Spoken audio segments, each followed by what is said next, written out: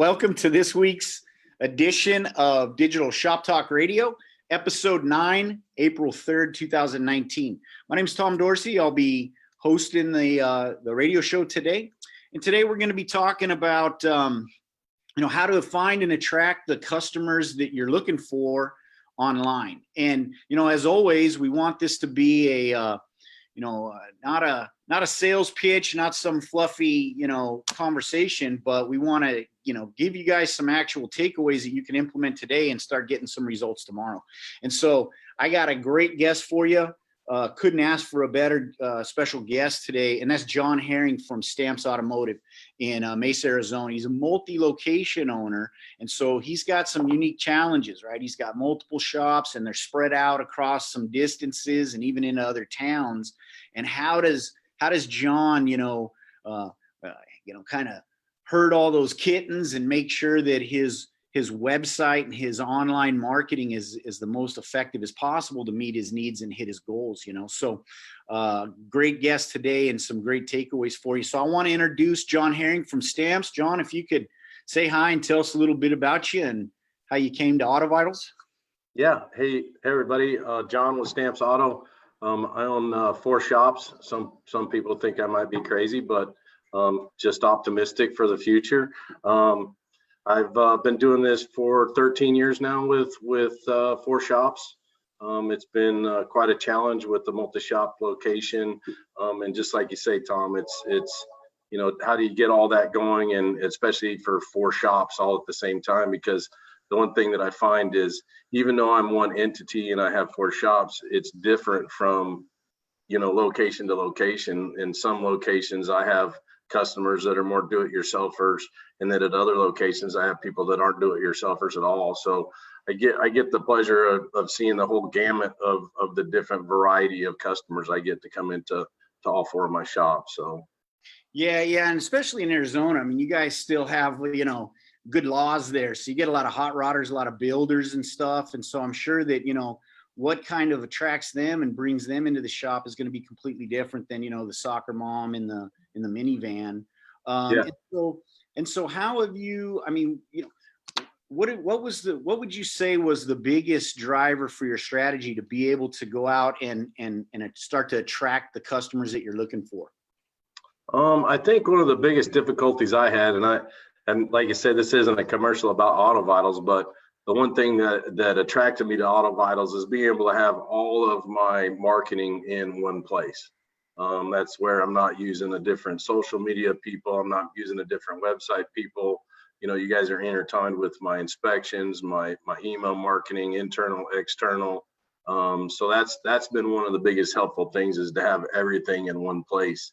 Because as you get to a multi-shop owner, you can only be in one place at one time. So it's all about setting up this stuff to be automatic and working behind the scenes without actually having to babysit it every step of the way.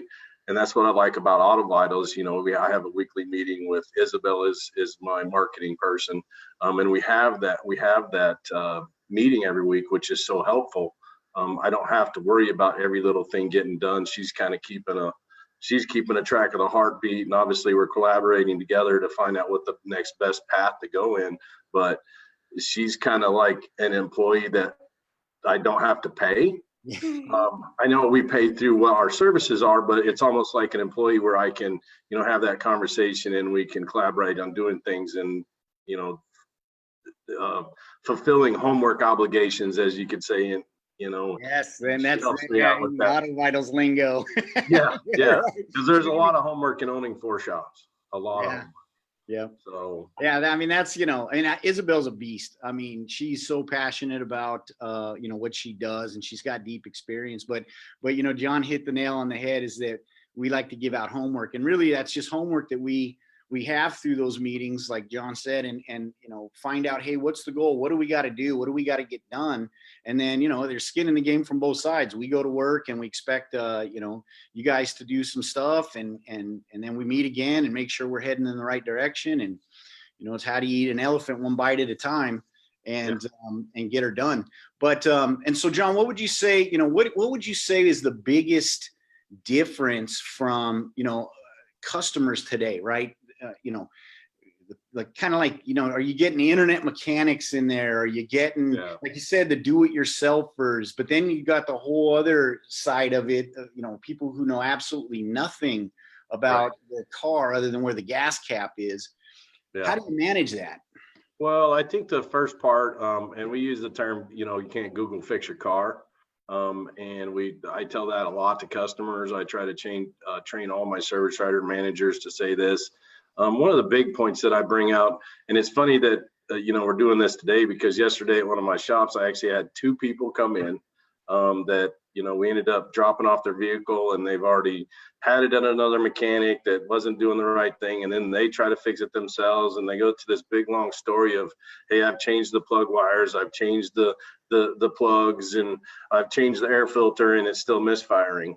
And, you know, I just have to sit back and not look at them in a bad way, but look at them like, hey, you're not educated on how a system of a car works to even be starting to know what a misfire is all about, let alone try to diag it and fix it. Yeah. So one of the biggest things that I do is I just start to build value to the customer by why they're here at my shop.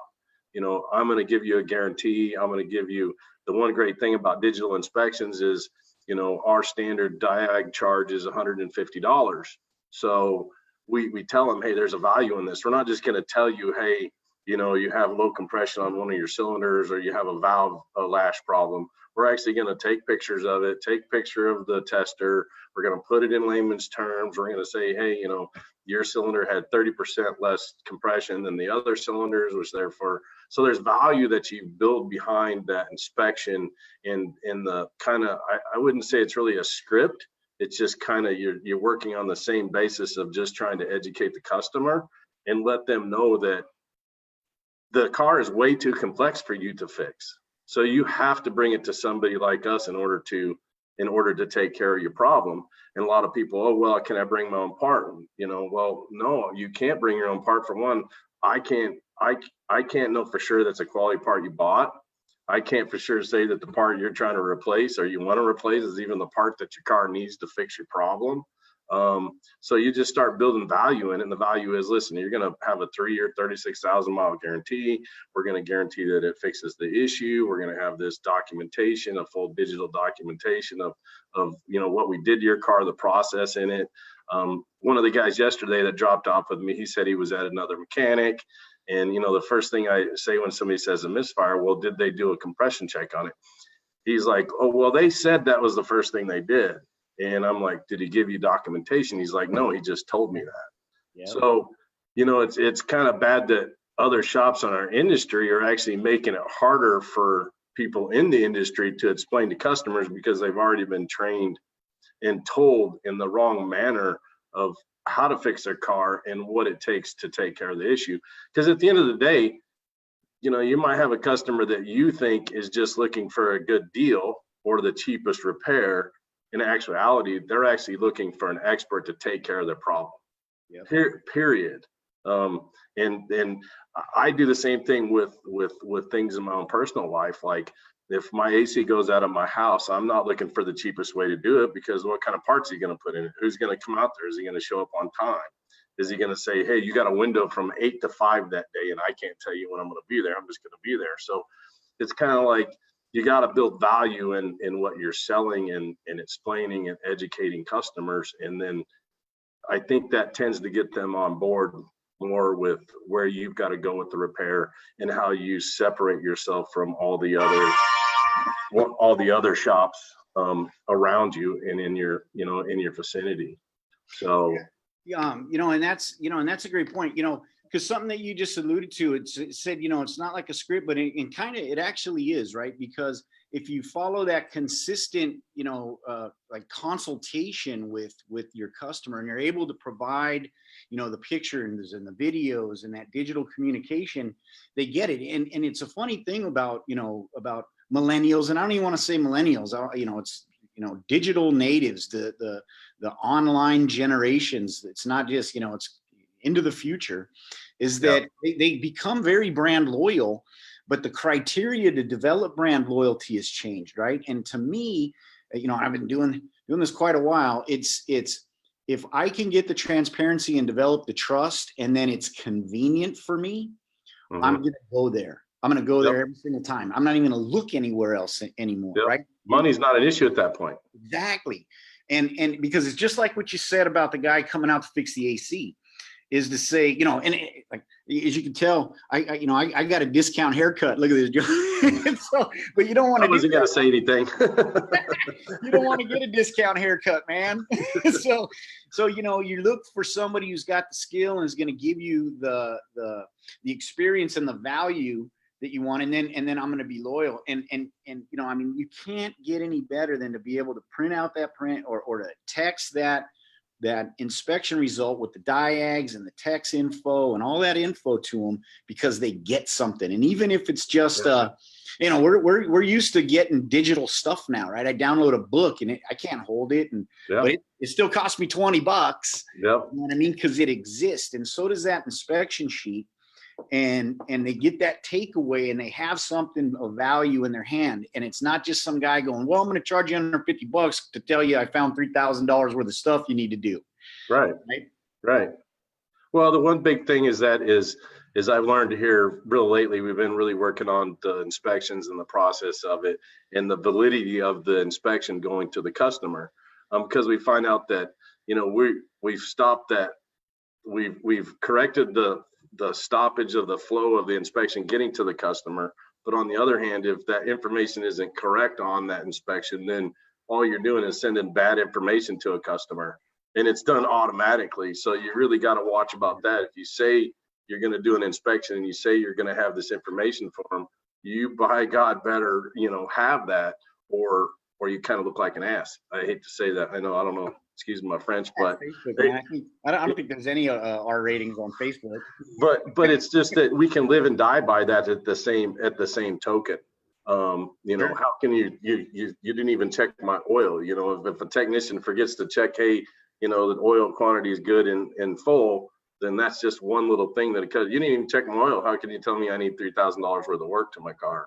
So, but to get back to kind of that internet and the shoppers with that is that I've been getting a lot of, because we're real active on Yelp. I don't pay for Yelp advertising, but we have a lot of people that faces us, messages us through Yelp. And a lot of those are just, they're stupid questions in my words, because I'm a professional doing this. They're stupid questions to me, but I started looking at it differently. This customer isn't educated enough to ask the right questions. So when they say, hey, you know, I had one last week. It's like, hey, my door lock doesn't work on one of my doors. How much to fix that?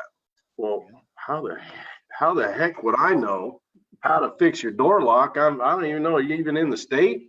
For all I know, you're not even in the state. So that's where you got to kind of step back and think about it. You got to kind of dumb it down for yourself and go, you know, kind of go back to a script and go, you know, for me to properly give you an estimate, you know, I need you to come in and set that appointment. It's a no obligation. It's free to have this digital vehicle inspection.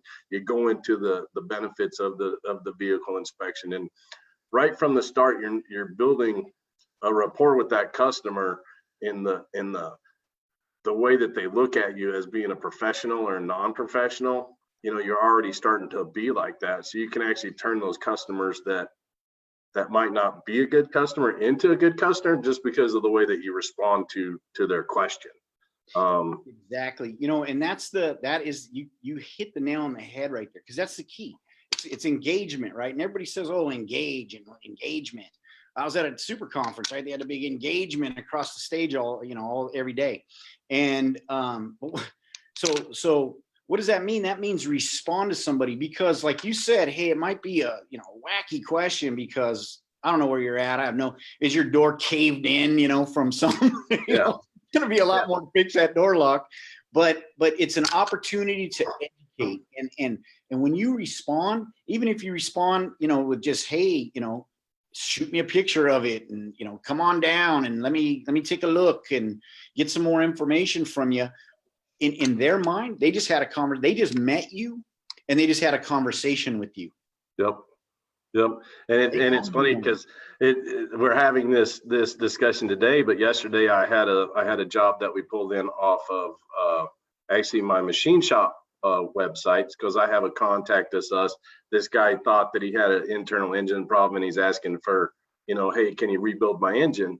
And I'm going, well, I really don't know what's wrong with it. Do you know it needs to be rebuilt? And kind of got into, hey, what's going on? We went back and forth for about a week and a half on back and forth through the email. And I'd never talked to this guy or anything. And lo and behold, yesterday he shows up with his car. He towed it down there himself. It's a Land Rover, so it's not the best car in the world to be working on. But I got that job in the shop just because of the way that I responded to his needs.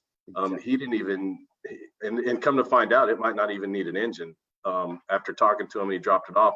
It's actually got a misfire. So he's assuming that it needs an engine because the car has a misfire. And that was like an aha moment for me yesterday, because I don't necessarily, I guess I'm kind of old school. I adopt this technology and do this the best I can because I know it's the future. But I'm not one of those people that, stalk Facebook and pull every bit of work off of Facebook and Yelp and all that. And, a year or 2 years ago, I could care less if somebody messaged me on Yelp. But now I'm starting to find out, a different pattern to how to deal with them. And I'm actually turning those leads into actual work that's coming in the door. Yeah. Whether it's we're actually fixing their issue or we're coming in contact with the customer and educating them to where we might not be able to fix the need that they're actually calling about, but now they understand who we are, what we do. And if there's another issue in the future, now we're the first person they think of. So it's not necessarily you pulled in $1 for it, but you've attracted another customer that knows your name and who you are and what you do.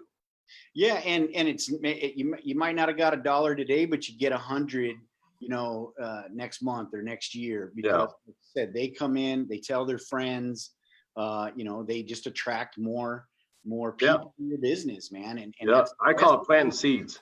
I plant seeds, and you just watch them grow, and then like 3 months from now, they're big flowers, and you get to cash them in, and they're nice and pretty and fluffy after 3 months. So you just can't look at. They grow back every year, right? Yeah, they do, and some of them turn into be lifelong customers and people that you work on their kids' cars, and you work on their grandma's cars, and you work on the in-laws' cars, and it all came from a lead on from the internet, whether it's AutoVitals, whether it's Yelp, whether it's Facebook, whether it's Instagram or whoever it is. It's just kind of funny how that works out in the long run. Yeah, for sure. And so that's a great takeaway, right? For those of you in the audience, write this down, is that you need to engage, cast yourself a big wide net, right? There's people on Yelp, there's people on Google, there's people on Facebook. Get out there, and then when they respond, when they ask questions, answer them. Say hi. Yeah. That's all you got to do. And like John said, it might take, you might have a little conversation online with somebody, some chats back and forth or some text messages back and forth. And then lo and behold, business. And, that's that. So that's how you leverage social media. That's how you leverage the online customer, is that we're still very, social animals, and we still want to be that, but we're online now. Our conversations have just changed. And they're, in a millennial's mind, or, in a digital native's mind, that conversation I had with you is the same as if I was standing in your shop and looking you in the eye. Just as meaningful. It's just as important. It's just as memorable. And so have you ever had anybody yet come in, John, and then they say, John, and they recognize you, but you never met them, but because they know you from. Yeah, absolutely. My wife hates it because I used to send out a lot of Mudlick mailers. Everybody's familiar with Mudlick mailer. We used to send out 10,000 of them a month. Sure. I couldn't go to any grocery store without somebody looking at you like you're a rock star. I'd like to think I was a rock star, but in reality, I'm not. But that gets back to that, it's more for a 4-shop location like I am. It's not about it. The big picture for me is the branding. You know what I mean? If they see that John from Stamps Auto is responding to their messages online, then that they see my logo, they see my name. And then the next time, I've had tons of people that go, hey, I've drove by your shop all the time, and now that I know you, I notice your sign. Wow, you're everywhere now. And to me, it's like, well, I've been everywhere for 13 years. So where the hell have you been? But you got to understand the dynamics of that branding. It's just like, why are big corporates such big corporates? Because they're the masters of branding. You know what I mean? They don't, why are they putting an ad? Why is a restaurant putting an ad that you see on TV that you're 50 miles from their restaurant? Because they're not looking for that actual customer. All they're doing is branding. Yep. You know what I mean? And that brand then will drive customers into your door. So, like I said before, it might not be a monetary value. You might not make $1 from it, but in the big picture, you're branding your company. You're branding you. Yeah, and that's a great point because, and believe it or not, right, is we're so mobile and most searches are done on a phone now, right? Like 70% of searches are done on a mobile device. So, hey, I'm at a mall in another town, but now I noticed a squeak on the drive over and I'm searching, but I'm not going to take my car to a shop in that town. I still need to find John back at home, or, and so you need to be out there with your message and available to be found because folks are commuting. They're maybe traveling through several zip codes on their way to work or on their way to shop or on the way to have fun. And, used to be, hey, they drove by my billboard or, they went to church and folks told them to come to my shop, word of mouth. But word of mouth has exploded to the point where it's worldwide almost.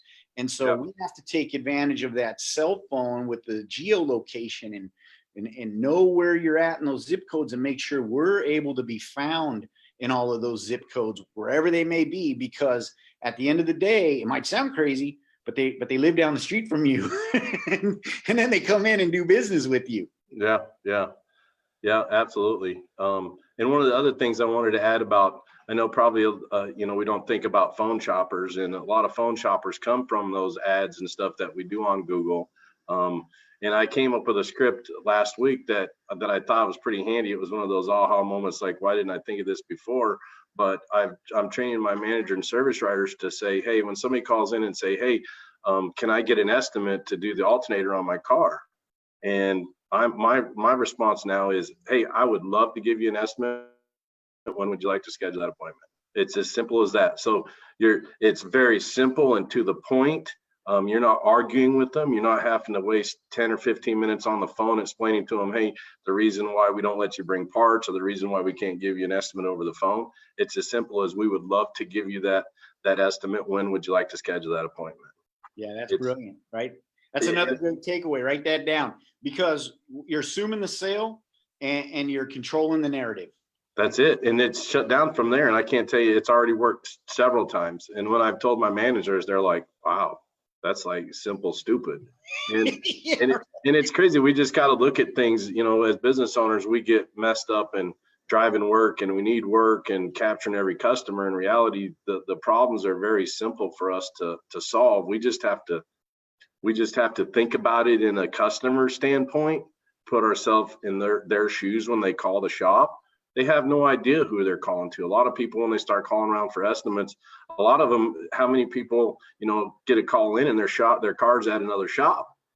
If you're saying, okay, I'd love to give that estimate, when would you like to make that appointment? They're going, well, it's in another shop. Boom, man, you are already like, man, I'm probably not the shop for you. I can't give over phone estimates. Have a great day. Let us know if we can do anything. It's a 2 or 3 minute conversation. It doesn't waste your time. Right. So, there's a lot of qualifications for us as a multi-shop. Our shops, there's a couple of shops that are close together. And I've had my customers sitting in one shop call my other shop because they have no idea we're the same, even though the name is the same. Yeah. And they'll go, hey, I need to get an estimate and I've had problems with that, where one manager give them a $20 less estimate than my other manager gave them.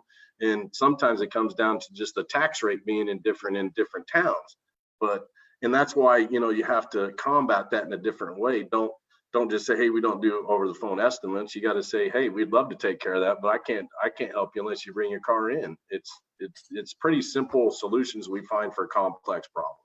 Yeah, no, that's brilliant, right? I didn't even think about it from the CYA perspective, but yeah, you as a multi guy, you got a guy shopping your own shop, then you identify that and you don't step in a puddle. Yeah, and that's, I think, one of the biggest, we're problem solvers and we deal with problems every day, right? But the problems I hate solving the most are the problems we create ourselves. And those are just the stupid, the problems that we have to deal with that we really don't have time to deal with. So if we look at it and we kind of, I guess you can just say, if we dumb it down and look at it from a customer standpoint that knows nothing about automotive repair, or knows nothing about the process of coming to a digital shop or to a reputable shop that charges appropriately, then we can better understand them and help them in that way. Yeah. And I think that's our problem, is we never look at it that way. Yeah, no, and then you can even set those expectations online, right? So on your website, you can say, hey, here's kind of our process. We're ASE certified. We have this warranty. We do this full, complete digital inspection and present this information to you. And then we give you estimates. Yeah. Well, that's a good point, because you're setting that expectation with that customer before they ever pick up the phone and dial you. Yeah. So you can actually qualify them with the way that you market and the way you say things online to combat that before they ever have to have that conversation with them. Yeah, and that's exactly it, right? And that's how you get the type of customer that you really want. You want somebody who's going to come in and rely on your expertise and rely on your craftsmanship and your quality and your reputation, right? And they've already looked at the reviews, and so they're close, right? And then you get them in the door and you wow them, and then guess what? They're coming back anytime they have a vehicle maintenance issue or repair issue. Their mom's coming in, their brother's coming in. They're telling all the folks in the office, and that transparency and that and really just setting expectations, right? If I know what to expect, that's why McDonald's is so popular, right? What's that?